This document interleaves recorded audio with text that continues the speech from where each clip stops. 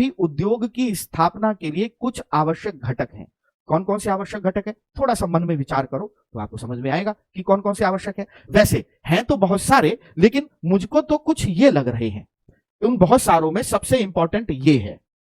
पहला, पर्याप्त रूप से धन उपलब्ध होना चाहिए उद्योग की स्थापना के लिए। दूसरा, स्थान, लोकेशन हमको आइडेंटिफाई करके रखनी चाहिए कि कहां हमें उद्योग की स्थापना करनी है। सर ये किस बात पे निर्भर करेगा? यह निर्भर करेगा कि हम किस चीज से संबंधित उद्योग की स्थापना कर रहे हैं।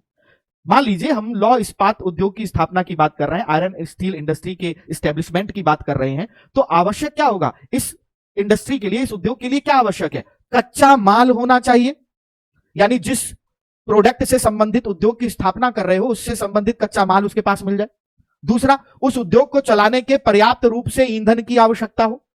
तीसरा, माल को लाने ले जाने, ईंधन को लाने ले जाने, कच्चे माल को लाने ले जाने के लिए परिवहन की सुविधा उपलब्ध हो। अब इसमें भी निर्भर करेगा सर ईंधन। जी हां, तो सर ईंधन का क्या है, कोयला लेके भिजवा देंगे, लेकिन जितना ज्यादा हम ये खर्च करेंगे, हम ईंधन पर, उस ईंधन पर ज्यादा ध्यान देंगे जहां पर पर्याप्त रूप से उपभोग करने के बाद भी ईंधन का उद्योग को चलाने के लिए एक तो प्रदूषण ना हो और खर्चा ज्यादा ना है। तब ऐसे कंडीशन में हमें ध्यान देना होगा कि उद्योग की स्थापना ऐसे क्षेत्र में करें जहां आपको उसको चलाने के लिए जल विद्युत ऊर्जा का उत्पादन मिल जाए। जल विद्युत ऊर्जा, प्रदूषण भी कम, खर्चा भी कम, सस्ती।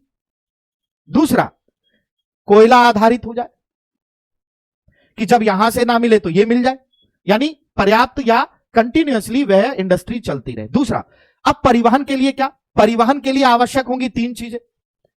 तीन परिवहन अगर मिल जाए तो सबसे बढ़िया। पहला क्या? जल परिवहन मिल जाए, खर्चा कम आएगा तो प्रोडक्ट का, माल का दाम उतना नहीं बढ़ेगा, मार्केट में कंपटीशन अच्छा कर लेंगे। ये नहीं हो तो रेल परिवहन हो, ये नहीं हो ज्यादा तो सड़क परिवहन उपलब्ध रूप से मिल जाए, तभी ना हम किसी क्षेत्र में स्थापना कर पाएंगे उद्योग की। और हम बात कर रहे हैं किसकी? आयरन स्टील इंडस्ट्रीज की, लौह इस्पात संयंत्र की। इस पर विस्तृत चर्चा होती है हर जो है उद्योग को लेकर, चाहे वो चीनी उद्योग हो गया, चाहे वो सूती वस्त्र उद्योग हो गया, चाहे वो जूट उद्योग हो गया, चाहे वो पेट्रोलियम उद्योग हो गया, नेचुरल गैस उद्योग हो गया। इन सारे उद्योगों पर एक विस्तृत चर्चा हम लोग प्री और मेंस के पॉइंट ऑफ व्यू से करते हैं और उसको विद रीजन बताते हैं, ताकि स्टूडेंट को यह समझ में आए, रटना नहीं पड़े उसे, उसको यह समझ में आए कि अच्छा ऐसा है तो ऐसा है, ऐसा है तो ये है। ये इस पर निर्भर कर रहा है। तो यानी इंडस्ट्रीज यहां लगाना हमारे लिए ज्यादा फायदेमंद, तभी ना आप आंसर राइटिंग कर पाओगे, तभी ना आप प्री के क्वेश्चन का भी जवाब दे पाओगे।